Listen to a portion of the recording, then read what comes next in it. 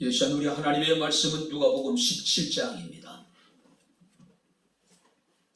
누가복음 17장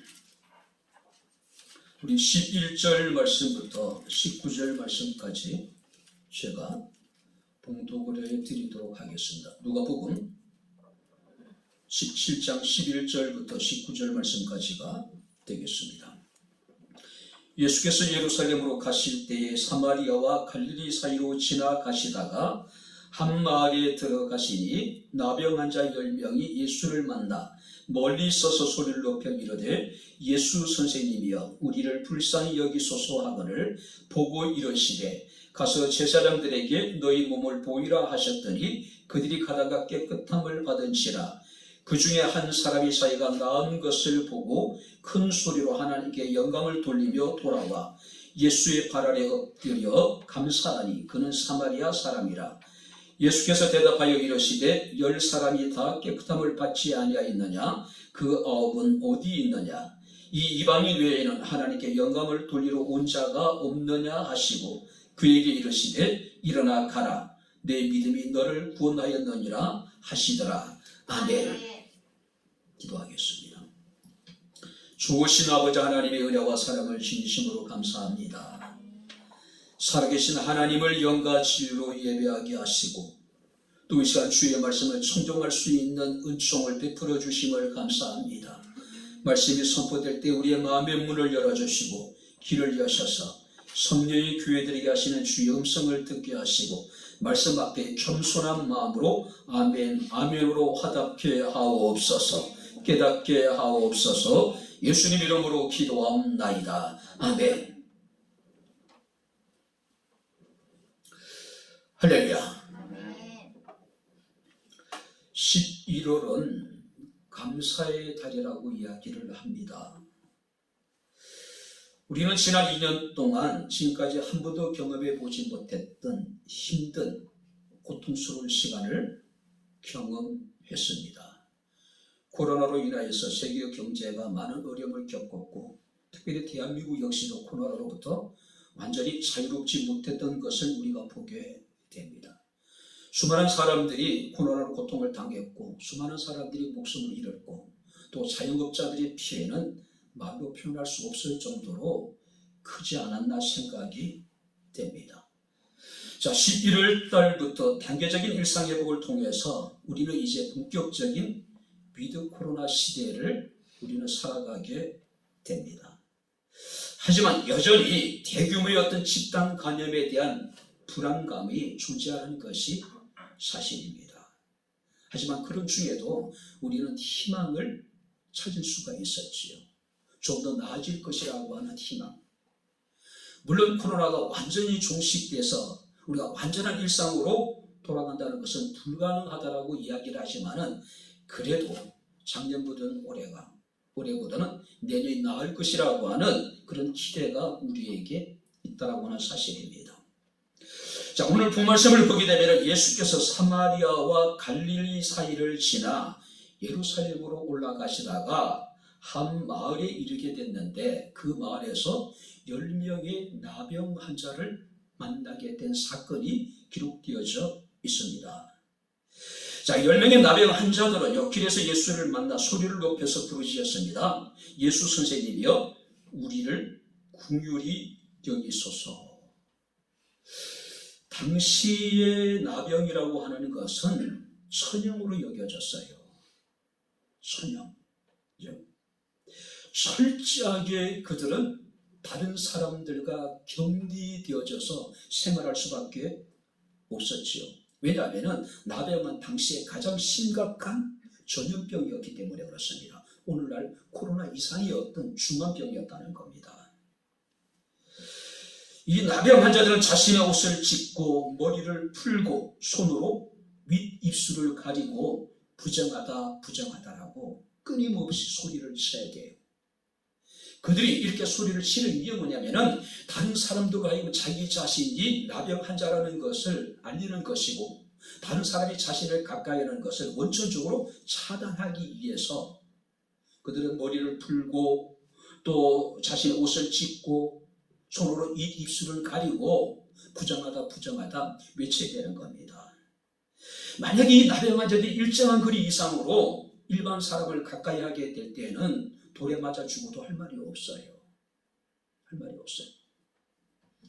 특별히 그들을 괴롭게 만들었던 것은 이 나병을 죄로 인한 질병으로 사람들이 인식을 하고 있었다는 거예요.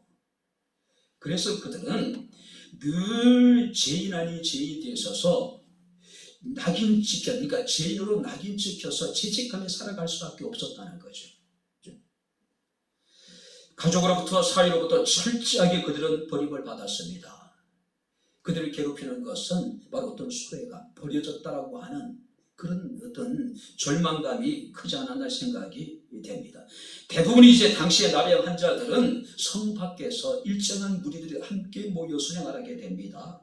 하지만 그들의 마음속에 짙게 깔려있는 이 어두운 그림자만큼은 온전히 제거한다는 것은 불가능했다는 거예요. 자, 바로 그렇게 암울한 시대를 보내고 있었던 이 10명의 나병 환자들이 예수님을 만나게 돼요. 예수님을 만나게 됩니다. 그들은 바로 율법의 규례를 따라서 일정한 거리를 두고 멀리 서서 바로 예수에게 자신을 궁유려 여겨줄 것을 구하게 됩니다. 그래서 예수 선생님이여 우리를 불쌍히 여기소서. 자, 그들은 발병하고 난 이후에 사회로부터 멸시와 천대를 받았습니다. 매일 느끼는 절망의 고통 속에서 그들은 죽지 못해서 하루하루를 살아갔던 사람이에요. 바로 예수를 만나게 되었을 때에 그들이 예수 선생님이 우리를 불쌍히 여겨달라고 주의 궁유를 구하고 있는 이 모습을 보게 되면 그들이 얼마나 간절하게 부르짖었는가를 보여주고 있는 거예요. 어쩌면 이 10명의 나병 환자들에게 예수를 만난 이번 기회는 처음이자 마지막이에요. 만약에 이번 기회를 놓치게 된다면 그들은 이제 죽을 때까지 평생 고통 속에서 죄책감 속에서 또 외로운 삶을 살아갈 수밖에 없는 사람이었습니다. 자, 그런데 주님께서는 감사하게도 그들의 부르짖음을 외면하지 아니하셨습니다. 주께서 그들을 보시고 그들에게 이르시기를 가서 제사장들에게 너희 몸을 보이라고 이야기해요. 자, 제사장들에게 몸을 보이라고 하는 것은 그들의 병이 깨끗하게 나아졌음을 제사장들을 통해서 확인을 하라는 거예요. 문제는 이 주님의 말씀을 이 나병 환자들이 따르기는 쉽지 않은 상황이에요. 왜요? 아직 그들의 병은 낫지 않는 상황이에요. 병이 아직 낫지 않는 상황 속에서 마을 밖에 있던 그들이 마을의 어떤 가운데 중심지에 있는 제사장을 찾아가서 자기 몸을 보인다는 것은 굉장히 위험한 일이에요. 제사장이 있는 데까지 가기 전에 아마 자칫 잘못하면 사람들에게 돌에 맞아 죽을 수 있는 상황이에요. 그죠? 자, 그래도 불구하고 성경 말씀을 보게 되면 그들은 주의 말씀에 순종을 합니다. 아직까지 그들의 몸에는요, 나병이 그대로 지금 있는 상황이에요. 마을에 들어가서 제사장들에게 내 몸을 보이라고 얘기했지만은 쉽게 순종할 수 없는 명령이었단 말이에요. 무모한 명령이고 무모한 순종이었습니다. 그런데 성경 말씀을 보니까 그들이 가는 동안에 몸이 깨끗해졌다라고 이야기를 하고 있어요. 대부분의 사람들이 이 상황이면은 내가 어떻게 해요? 지금 왜요? 왜냐하면 지금 상황이 전혀 달라지지 않았다는 이야기예요. 지금 주님께서 그들에게 말씀하시기를 제사장에 가서 너희 몸을 보이라고 했지만은 현실은 지금 달라진 것이 하나도 없단 말이에요. 그죠? 근데 그들이 주의 말씀에 순종하고 바로 제사장들에게 나아갈 때 마을 밖에 있는 그들이 마을 중심부로 들어가는 도중에 그들의 병이 깨끗하게 나아졌다고 성경에 말씀하고 있음을 우리가 보게 됩니다. 아마 그들은 엄청난 충격이었을 거예요. 그들이 느끼는 감격이라고는 말로 표현할 수 없었을 거예요. 자, 9명의 나병 환자들은 더 빨리 제사장으로 달려갔을 거예요. 자신이 이제 몸이 깨끗해졌다는 것을 한시라도 빨리 제사장들에게 확인하고 싶었을 거예요. 그런데 한 사람은 어떻게 합니까? 가던 걸음을 멈춥니다. 그리고 다시 돌아와요.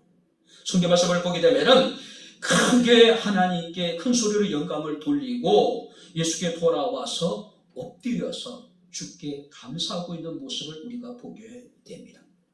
10명이 고침을 받았지만은 주께 다시 돌아와 감사한 사람은 단 한 사람이에요. 누굽니까? 사마리아 사람이었다는 거예요.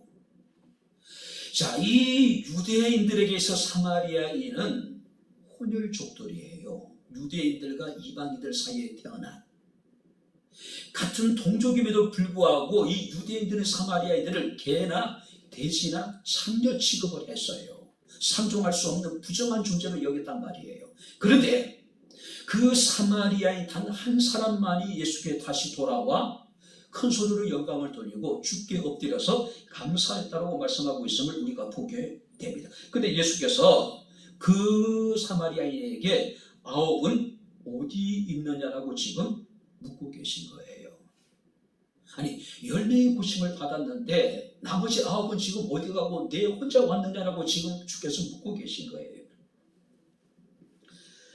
나머지 9은 어떤 사람들이었을까요? 흔히 그런 이야기합니다.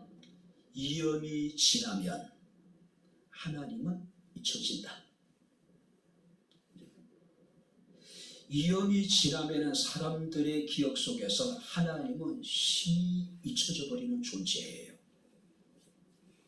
다시 삶의 위기가 찾아오기 전까지는 그들은 절대 하나님을 찾지 않습니다. 그들은 다시 하나님께 구하지도 않아요. 그렇죠? 바로 이 9명의 환자들은요, 자신들이 그렇게 처절하게 원했던 욕구가 충족이 됐더니 그들은 어떻습니까? 그들의 기쁨과 감사가 주께로 향한 것이 아니에요. 그렇죠? 기적에 취한 나머지 그 기적을 일으켜 주신 주님을 그들은 잊고 있었던 거예요. 예수께서는 감사하는 사마리아 사람을 향해서 그의 믿음을 인정하셨습니다. 그리고 그에게 구원을 선포하셨습니다. 일어나 가라. 내 믿음이 너를 구원하였느니라. 한번 따라해 보시기 바랍니다. 내 믿음이 너를 구원하였느니라. 같은 은혜를 입었습니다. 그러나 그 은혜를 깨닫고 돌아와 큰 소리로 하나님께 영광을 돌리고 엎드려 감사한 사람은 더 크신 은혜를 입게 되는 거예요. 그 은혜가 뭡니까? 내 믿음이 너를 구원했다라고 이야기하고 있는 거예요. 혹자는 이르기를 감사야말로 하나님의 역사를 이루는 방도라고 이야기를 합니다. 우리가 더 큰 것을 구해서 더 큰 은혜를 받는 것이 아니라 이미 베푸신 은혜에 대해서 감사하게 될 때에 하나님 우리에게 더 크신 은혜를 우리에게 더해 주신다는 사실이에요. 오늘 그렇다면 자신을 구원하는 믿음이란 어떤 믿음이었을까요?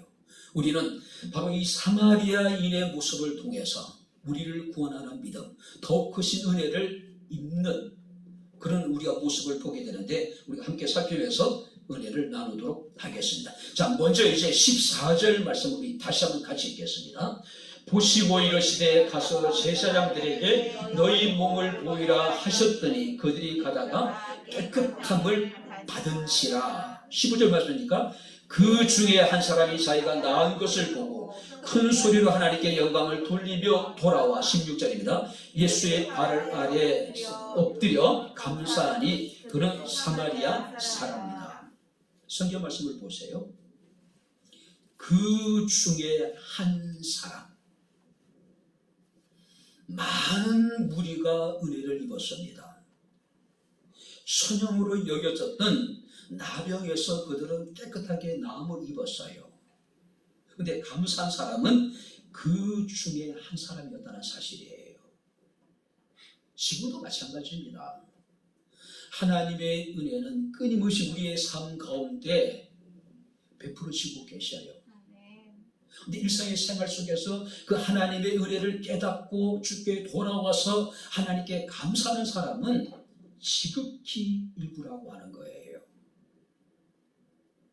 같은 은혜를 입고 같은 하나님의 은혜로 말미암아 그들이 나음을 입었습니다. 10명의 모두가 엄청난 치유의 기적을 목격한 거예요. 그들은 그야말로 엄청난 감동에 그들은 여러분들이 전율을 느꼈을 거예요. 근데 9명은 자신의 길로 달려갔고 단 한 사람만이 그 감동을 붙들고 주님께 달려온 거예요. 주께 감사하는 겁니다. 혹자는 이렇습니다. 감사는 명사가 아니라 동사가 돼야 된다. 단지 우리가 감사를 우리가 마음으로 느끼는 것으로만 끝나서는 안 된다는 이야기예요. 실제로 구체적으로 우리의 삶을 통해서 그 감사가 표현되어져야 된다는 이야기예요. 진정한 감사라고 하는 것은 예수께 다시 돌아오는 겁니다. 그리고 그에게 엎드려서 겸손한 마음으로 그에게 감사하는 거예요. 이것이 진정한 감사합니다. 많은 사람들이 생활 속에서 감동을 받아요. 근데 우리는 그 감동이 식어져 버릴 때가 얼마나 많은지 몰라요. 오늘 성경 말씀을 보니까 바로 이 사마리아 사람은 자신이 나음을 입고 그 감동을 가지고 주님 앞에 달려온 거예요. 그리고 큰 소리로 하나님께 영광을 돌리고 주께 엎드려서 지금 감사하고 있는 거예요.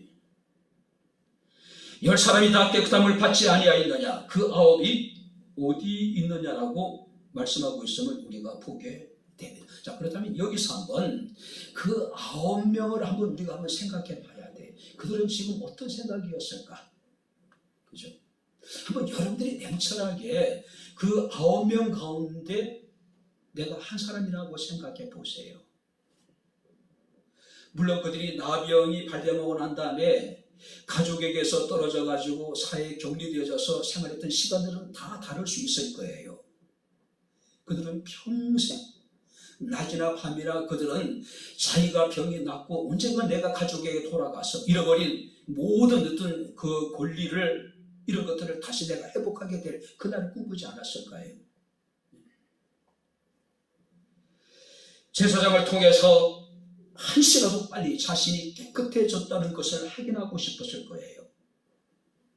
그동안 자신이 병으로 인해가지고 박탈당했던 모든 사회적인 권리와 명예를 그들은 되찾기를 원했을 거예요. 친구들과 또 가족들과 있던 관계도 회복되어지고, 그죠? 선 밖에서 정말 그들은 척박한 환경 속에서 그들은 하루하루 연명해 살아왔는데 이제는 편안한 가족으로 다시 돌아가서 편안한 잠자리와 좋은 음식을 먹고 가족들과 함께 이제 좀 행복하게 사는 일만을 그들은 생각했을 거예요. 어쩌면 그들은 엄청난 기적 앞에서 그 기적을 베풀어 주신 주님을 잠시 잊고 있는지 몰라요. 일단 가족을 만나고 제사장에게 내가 깨끗한 받았다는 것을 확인하고 가족을 만나고 명예를 회복하고 권리를 회복하고 또 사람들의 관계도 회복하고 난 다음에 그때 좀 여유가 생기면 내가 주님을 찾아가서 내가 감사해야 되겠다, 그런 생각도 했을 수 있을 거예요. 또 어떤 사람은 이렇게 생각하지 않았을까요? 아마 많은 사람들에게 자신이 성 밖에서 어떻게 생활했는지를 정말로 무용담처럼, 그죠? 뿐만 아니라 자기 자신이 돌에 맞아 죽을 뻔한 그런 위험을 뚫고 어떻게 예수께 나아갔는지, 자신들이 어떻게 정말로 예수께 소리 높여서 바로 자신을 구원해 달라고 간구했는지, 그래서 자신의 의를 드러내지 않았을까요? 충분히 그럴 수 있었을 거예요. 그죠? 그들은 큰 소리로 긍휼을 베풀어 달라고 부르짖긴 했지만은 큰 소리로 하나님께 영광을 돌리지 못했어요. 큰 소리로 하나님께 감사하지는 못했다는 겁니다. 신앙생활을 하면서 우리가 굉장히 경계해야 될 것이 있습니다. 하나님의 은혜를 이야기하면서 실상은 자신의 의를 드러내고자 하는 사람들이 얼마나 많은지 몰라요.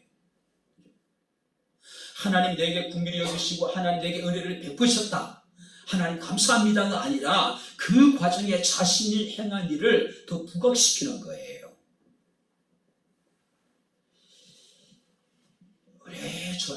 제가 파주에 와서 이제 목회를 시작하고 저 교회를 건축하고 그때 교회들이 얼마 없었습니다. 지금도 마찬가지지만요. 지금부터 더 없을 때예요. 자, 다른 지역의 교회를 다니시는 권사님들이 수요예배나 금요 기도에 우리 교회에 참석을 하셨어요. 왜냐하면 당시에 교통이 좋지 않았고, 그죠? 수요예배나 금요 기도는 가까운 교회에 가서 기도하는 것이 낫다고 생각을 하신 거예요. 근데 모 교회가 총동원 전도주의를 했어요. 대단했나 봐요. 파주시가 막 들썩거렸나 봐요. 이분이 돌아와서 수요예배 때 길에 서서 저한테 그 얘기하는 거예요. 총동원 전도주의에 어떤 일이 있었는지. 그래서 끊임없이 반복되는 이야기가 우리 목사님이 뭘 준비하고 우리 목사님이 뭘 하시고 우리 목사님이 대단하시고 우리 목사님. 그래서 제가 말을 끊었습니다. 하나님의 은혜죠. 물론 하나님의 은혜죠. 그러면서 이제 하나님의 은혜와 더불어서 그 총동원 전도주일에 우리 목사님이 무엇을 하고 은혜이긴 은혜인데 그 가운데 하나님의 행하신 일이 증거되는 것이 아니라 목회자가 지나치게 부각이 되는 거예요. 오늘 성경 말씀을 보게 되면 이 9명의 사람들도 혹시 은연중에 사람들에게 이야기하면서 내가 어떤 위협을 무릅쓰고 주님께 나와서 내가 정말 간절히 기도했더니 자신의 의가 지나치게 강조될 수도 있었다는 거예요. 자, 그런데 이 사마리아 사람은 달랐습니다. 그에게도 다른 사람과 같은 그런 감격이 없었을까요? 다른 사람들처럼 사회적 권리를 회복하는 것이 중요한 일이 있을 거예요. 가족들과 함께 하는 즐거운 시간, 이제는 모든 미래가 그 장미비처럼 그렇게 화려하게 진행될 거라고 분명 그런 기대가 있었을 거예요. 근데 현재의 그에게서 가장 중요한 것은 그것이 아니었습니다. 자신을 깨끗하게 낫게 하신 분, 자신의 삶을 완전히 변화시킨 그분께 돌아와서 감사하는 것이 그에게는 가장 중요한 일이었습니다. 가장 중요한 일이었어요. 감사는 믿음의 완성입니다. 할렐루야. 하나도 당연한 것이 없고 처음부터 끝까지 모든 것이 주님의 은혜임을 고백하는 것이 감사합니다. 할렐루야. 당연한 건 없어요. 우연히 되어진 것은 없습니다. 은혜 아니고 이루어진 것이 하나도 없다는 사실이에요. 그런데 사람들은요, 로마서 1장 21절에 사도 바울은 경건하지 않는 불의한 자들에 대해서 이렇게 이야기합니다. 그들은 하나님을 알되 하나님을 영화롭게도 아니하고 하나님께 감사치도 아니하고 오히려 그 생각이 허망하여지며 미련한 마음으로 그들이 어두워졌다라고 이야기를 하고 있습니다. 사랑하는 성도 여러분들, 우리의 감사는 어떻습니까? 이미 주께서 우리에게 베푸르신 은혜와 사랑을 깨닫고 주님께 돌아와 감사하는 믿음, 이것이 우리의 영혼을 구원하는 믿음이라는 사실을 믿으시기를 주의 이름으로 축원합니다. 그래서 사도 바울은 골로새 교회 성도들에게 이르기를 그러고는 너희가 그리스도 예수를 주로 받았으니 그 안에서 행하되 그 안에서 뿌리를 박으며 셈을 받아 교훈을 받은 대로 믿음에 굳게 서서 한번 따라해 보시기 바랍니다. 감사함을 넘치게 하라. 할렐루야. 인색한 감사가 아니에요. 단지 우리가 생색을 내기 위한 감사가 아니란 이야기예요. 감사함을 넘치게 하라. 넘치게 해요. 두 번째, 여러분들이 어떤 믿음일까요? 15절 말씀을 우리 다시 한번 같이 읽겠습니다. 그 중에 한 사람이 자기가 낳은 것을 보고 큰 소리로 하나님께 영광을 돌리며 돌아와 큰 소리로 하나님께 영광을 돌리며 돌아왔답니다. 그리고 예수의 발 앞에 엎드려서 감사했는데 그는 사마리아 사람이더라. 그리고 18절 말씀을 보시기 바랍니다. 이 이방인 외에는 하나님께 영광을 돌리려 돌아온 자가 없느냐. 자, 우리를 구원하는 믿음이란 어떤 믿음일까요? 큰 소리로 주께 영광을 돌리는 믿음. 자, 사마리아인은 제사장에게 아마 이 다른 동료들과 더불어서 아마 아주 빠른 속도로 아마 빛의 속도로 달려갔을 거예요. 그죠?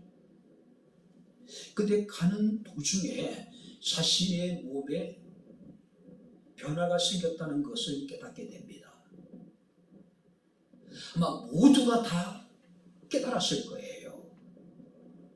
근데 9명은 가던 길로 계속해서 달려갔고 이 사마리아인 이 한 사람만이 걸음을 멈춥니다. 그리고 다시 돌아와요. 그리고 성경 말씀을 보니까 큰 소리로 하나님께 영광을 돌렸다라고 이야기를 합니다. 자신에게 주어진 모든 것이 우연이 아니라는 것을 분명히 알고 있었습니다. 자신이 깨끗하게 나음을 받은 것은 자신의 힘이 아니라 자신의 노력이 아니라 오직 전적인 주의 은혜임을 깨닫는 거예요. 그리고 돌아온 거예요. 예레미야 말씀을 보게 되면 종말의 특징이 뭐냐면은 사람들이 빠르게 움직여요. 전 예레미야를 보면서요, 굉장히 은혜를 받습니다. 종말의 특징이 뭐냐면은 사람들이 빠른 속도로 이동을 하는 거예요. 지금이 그런 시대잖아요, 그죠? 얼마나 빠르게 움직여요. 얼마나 사람들이 바쁘게 움직이는지 몰라요.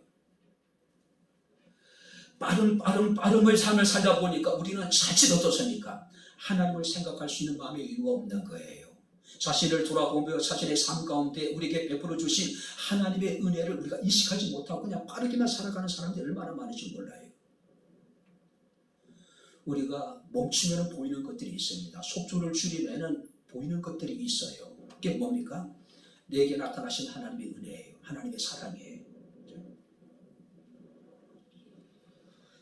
오늘 성경 말씀을 보게 되면 9명의 환자들은 하나님께서 그들 가운데 행하신 일들을 통해 자신의 몸에 변화가 나타나던 것을 알고도 하나님을 영화롭게도 하지 않았습니다. 하나님께 감사치도 않았어요. 그러나 이 사마리아인 한 사람은 가던 길을 멈추고 되돌아옵니다.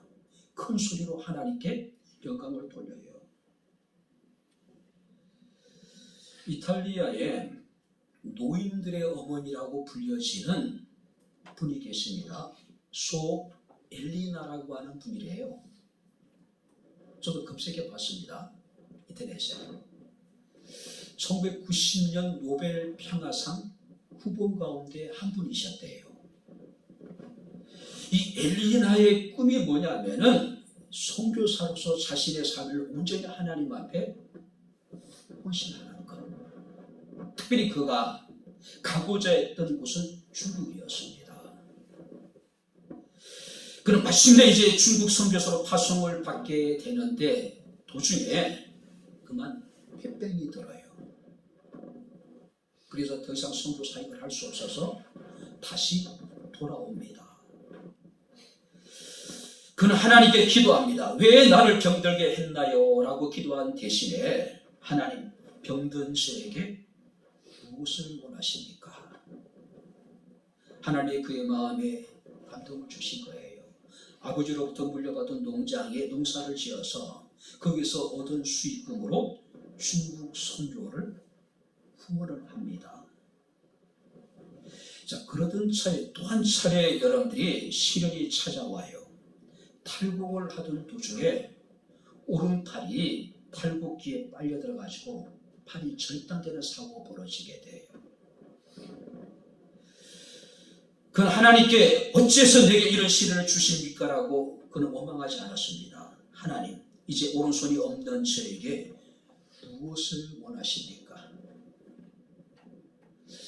오른손이 탈곡기에 들어가서 절단이 되고 난 다음에 그는 원망하기보다는 이제 저는 오른손이 없습니다. 하나님 제게 무엇을 원하십니까? 라고 기도했대요. 또 하나님 그에게 감동을 주시더래요. 농장을 개조해가지고 양로로 바꾼 거예요.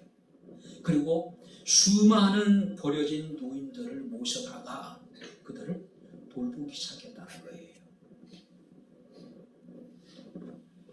테레사 수녀와 버금갈 정도로 그 지역에서는 정말로 수혜받은 사람, 버려진 사람들을 헌신적으로 돌보는 일을 했다는 거예요.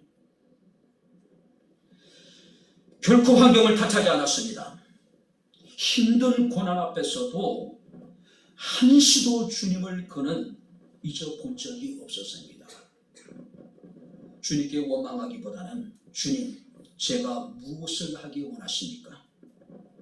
주님, 제가 주님을 위해서 무엇을 할 수 있을까요? 라고 하나님께 기도했다 그래요. 그래서 이 그녀의 그 엘리나의 기도는 많은 사람들에게 감동을 주었다는 거예요. 우리는 끊임없이 왜 이런 시련이, 왜 이런 고난이 내게 찾아왔는지 우리가 원망하고 불평할 때가 많이 있잖아요. 주님, 제가 무엇을 하기를 원하십니까? 주님을 위해 무엇을 할 수 있을까요? 라고 기도하는 거예요. 오늘 사람들은 자신이 원하는 대로 무엇인가가 이루어질 때 내가 무엇을 하겠다라고 하나님 앞에 서운하는 사람들이 있죠. 근데 막상 그것이 이루어지게 되면 자신이 서운하는 것을 까마득하게 잊고 살아가는 사람들이 얼마나 많은지 몰라요. 우리가 느헤미야를 보게 되면은 그들이 70년 만에 예루살렘으로 귀환을 해요. 고레스 측량, 페르시아 황제였던 고레스가 모든 유대인들은 고국으로 돌아가라고 하는 칙령을 내리게 됩니다. 자, 그들이 기획한 목적이 뭐냐면은 무너져버린 하나님의 성전을 재건하는 일이었어요. 그런 기대를 가지고 그들은 수천 리의 길을 다시 돌아와요. 근데 막상 그들이 예루살렘에 돌아와서 한 일은 뭐냐면은 자신의 집을 짓고 자신의 집을 치장하는 일에 그들은 정신이 없었어요.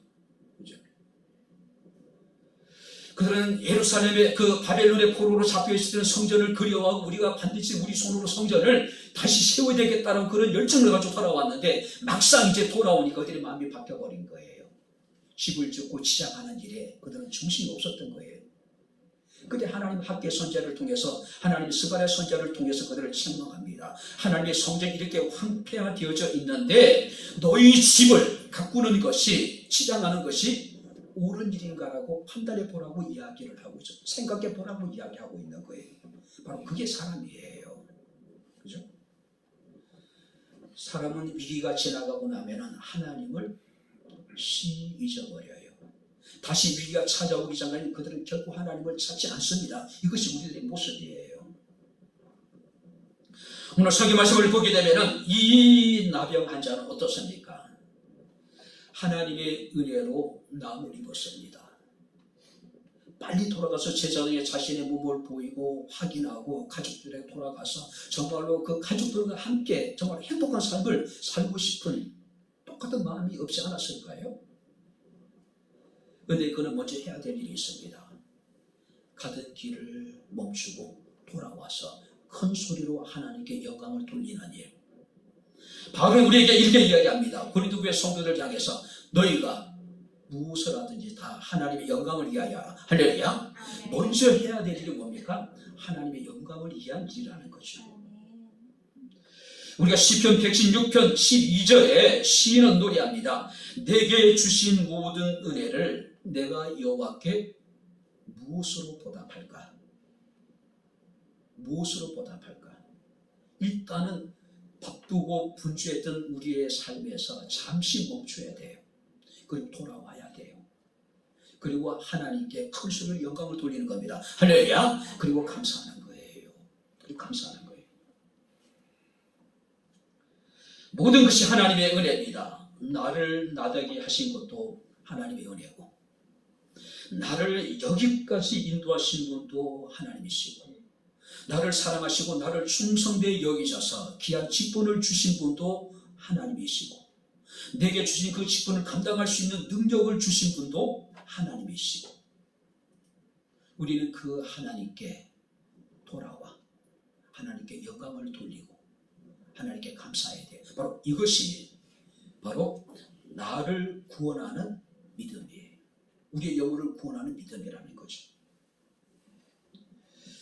마지막으로 19절 말씀을 같이 읽겠습니다. 그에게 이르시되 일어나 가라, 내 믿음이 너를 구원하였느니라. 주께 돌아와 감사하며 큰 소리로 영광을 돌리는 자에게 하나님께서는 구원의 은총까지 베풀어 주셨습니다. 9명의 환자들은 육체적인 질병 고침을 받았는지 모르겠지만은 그 영혼은 구원받지 못했다라고 하는 사실이에요. 오직 감사한 사람, 하나님께 영광을 돌린 단 한 사람만이 다시 주께 돌아와 바로 그가 구원의 은총까지 입게 되었다는 사실이에요. 그에게 이르시되 일어나 가라, 내 믿음이 너를 구원하였느니라고 말씀하고 있음을 우리가 보게 됩니다. 어떤 의미로 보면은요, 육체 질병을 치유하는 것은 하나님이 우리에게 베푸실 구원의 은총에 비하면 아주 작은 것들이에요. 9명의 환자들은 작은 하나님의 은혜를 입었는지 모르지만 물론 그들에게 있어서는 큰 거죠. 그러나 구원의 은총에 비하면 이 육체적인 질병의 치유는 지극히 작은 거예요. 작은 거예요. 누가복음 7장 47절부터 50절 말씀을 보게 되면은 죄 많은 한 여인이 옥합을 가지고 와서 예수님 발 뒤쪽에 무릎을 꿇고 앉아서 울면서 눈물로 예수님의 발을 적십니다. 그리고 자기 머리카락으로 닦으면서 끊임없이 예수의 발에 입맞춰요. 그리고 향유를 부어요. 이 옥합의 가치가 얼마냐면은 오늘날 돈으로 환산하면은 2천에서 3천만 원짜리예요. 이 죄 많은 여인이 이 비싼 옥합은 어디서 났는지 모르겠지만 여기서 말하는 죄라고 하는 것은 어떤 아마 이 여인의 직업적인 것을 의미할 가능성이 많이 있어요. 죄 많은 여인. 여인이 죄를 지어도 무슨 죄를 짓겠어요? 그런데 많은 죄를 지었다라고 하는 것은 아마 이 여인이 창녀였을 가능성이 있어요. 그렇게 해서 모아서 향유를 담은 옥합을 그가 만든 거예요. 자기 몸을 팔아서 어쩌면은, 그죠? 근데 그 옥합을 주님을 위해서 깨트려요. 그리고 주님께 부어요. 그런 주님 앞에 끊임없이 눈물을 흘립니다. 그때 주께서 그에게 말씀하시기를 내 죄사함을 받았나니라. 내 믿음이 너를 구원하였으니 이제 평안히 가라고 이야기를 해요. 뿐만 아니라 마가복음 5장 말씀을 보게 되면은 12년을 혈루병으로, 이 혈루병이라고 하는 것은 여자가 하혈을 하는 거예요. 12년을 끊임없이 피를 아래로 쏟는 거예요. 얼마나 두려웠겠어요? 얼마나 고통스러웠겠어요? 왜냐하면 이 하혈 자체를 유대인들은 굉장히 부정한 것으로 여겼어요. 설교 말씀을 보게 되면은 많은 의사에게 많은 괴로움을 받았고 가진 것도 다 허비했고 병은 더욱더 중하여져만 가던 때에 예수를 만나요. 부정한 여인으로서 예수님을 직접적으로 가까이 할 수가 없었기 때문에 내가 예수의 옷자락에 손만 대도 내 병이 나을 것이라고 하는 믿음을 가지고 예수께 나와요. 목숨을 걸고 나온 거예요. 예수께서 따라 내 믿음이 너를 구원하였으니 평안히 가라. 내 병에서 놓여 건강하라고 말씀을 하고 있습니다. 뿐만 아니라 누가복음 18장 말씀을 보게 되면은 바디메오라고 하는 소경이 예수께서 지나신다는 이야기를 듣고 소리를 쳐요. 다윗의 자손 예수여 우리를 불쌍히 여겨달라고. 그런데 사람들이 시끄럽다라고 나무랍니다. 근데 여기에 굴하지 않아요. 그때 예수께서 말씀하십니다. 보라 내 믿음이 너를 구원하였나이다. 자, 여기 보시기 바랍니다. 우리가 죄를 용서받는 것도 중요한 문제고 병을 우리가 고치는 것도 중요한 문제입니다. 소경이 눈을 뜨는 것도 어떤 일보다 중요한 일이에요. 나병을 고치는 것도 중요합니다. 그러나 주님에게서 더 중요한 건 뭡니까? 우리의 영혼이 구원을 받는 거예요. 누가 받았습니까? 주께 돌아와 감사하고 주께 영광을 돌린 사람이 그 영혼까지 함께 구원을 받았다는 사실이에요. 시편 103편 다윗은 노래합니다. 내 영혼아 여호와를 송축하며 그 모든 은택을 잊지 말지어다. 그가 내 죄악을 사하시며 내 모든 병을 고치시며 내 생명을 파멸에서 속량하시고 인자와 긍휼로 간을 씌우시며, 한번 따라해보시면, 좋은 것으로 내 소원을 만족하게 하사. 무슨 얘기일까요? 하나님을 송축하고 하나님의 은택을 잊지 않는다는 이야기는 하나님께 감사하고 하나님께 베푸신 은혜로 말미암아 하나님께 영광을 돌리면은 하나님이 우리 죄를 사하시며 우리 병을 고치시며 생명을 하나님께 구원했을 뿐만 아니라 좋은 것으로 우리의 소원을 하나님께서 만족하게 하실 것이다. 좋은 것, 더 좋은 것. 서필전 목사님의 유명한 이야기가 있습니다. 촛불을 보고 감사하면 전등불을 주시고, 전등불을 보고 감사하면 달빛을 주시고, 달빛을 보고 감사하면 햇빛을 주시고, 햇빛을 보고 감사하면 천국을 주신다. 할렐루야. 아멘. 감사하면 하나님은 늘 우리에게 더 좋은 것을 주시는 하나님. 이미 하나님이 우리에게 베푸신 은혜가 있는데 감사치 않으면, 하나님께 영광을 돌리지 않으면 하나님 우리에게 더 이상 더 좋은 것을 우리에게 주시지 않으신다는 이야기. 저도 그럴 것 같아요. 아이들을 우리가 양육할 때 그렇잖아요. 작은 것에 아이가 감사하고 감격하고 이렇게 우리 아빠 우리 엄마 최고 그러면은 부모 입장 어떻습니까? 더 좋은 것을 더 주고 싶은 거예요. 근데 이미 부모를 통해서 얻은 것을 하찮게 여기고 쓸모없는 것을 여기고 감사치 않냐고 원망하고 불평한다면은 있는 것까지 뺏어버릴 것 같아요. 그렇지 않습니까? 현재 있는 것으로 감사하시기 바랍니다. 하나님이 없는 것을 우리에게 찾으시는 분이 아니에요. 현재 내가 가지고 있는 것으로 감사하시고, 없는 것 때문에 원망하지 말고 이미 주신 것으로 감사하고, 사라진 것 때문에 불평하지 말고 남아있는 것으로 우리가 감사하고, 약한 것 때문에 고민하지 말고 아직 남아있는 나의 건강한 것 때문에 우리가 하나님께 감사하고, 내가 할 수 없는 것 때문에 우리가 낙심하지 말고 아직까지 내가 할 수 있는 것 때문에 감사하는 것, 그리고 하나님께 영광을 돌리는 것, 이것이 바로 우리를 구원하는 믿음을 가진 사람들의 모습이라는 거죠. 저는 여러분들에게 이렇게 말씀드릴 것 같습니다. 내가 가지고 있는 것으로 이 시간 하나님께 감사하면은 그 감사는 더욱 크신 하나님의 은혜와 축복에 마중물이 된다는 사실을 믿으시기 바랍니다. 할렐루야. 마중물이 뭐예요? 펌프질 할 때 그 펌프가 아무리 이제 물이 없으면은 펌프질해도 올라오지 않아요. 근데 물을 한 바가지 딱 넣어버렸습니까? 땅속 깊숙이 있는 무궁무진한 물을 퍼올릴 수가 있잖아요. 현재 내가 가진 것으로 감사할 때 그것은 하나님의 더욱 크신 은혜와 축복의 영적인 마중물이 된다고 하는 사실이에요. 이제 말씀을 마치도록 하겠습니다. 주께서 말씀하십니다. 일어나라. 그리고 가라고 말씀하십니다. 내 믿음이 너를 구원하였느냐라고 말씀을 하고 있어요. 10명의 사람들이 같은 공간에서 같은 시간에 같은 은혜를 받았지만 9명의 사람들은 자신이 구하는 것만을 받았어요.